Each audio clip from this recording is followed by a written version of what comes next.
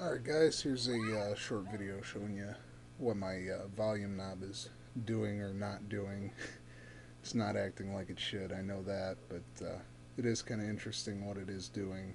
It's got an interesting tone to it. So this is starting off with the neck pickup only, tone and volume all the way up, running through a Bagheera 5-watt tube amp.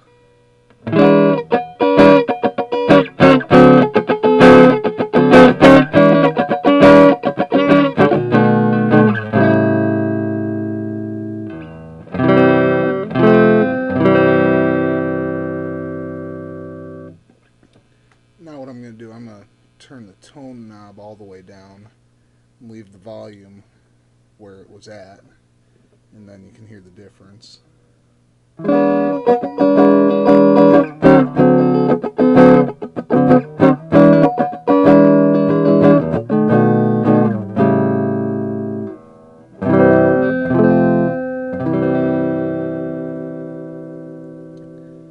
Now I'm going to turn the supposed volume knob all the way down as well, and we will still be getting tone out of the amp, and it's very, very thick on the bottom end and not really there on the top end. So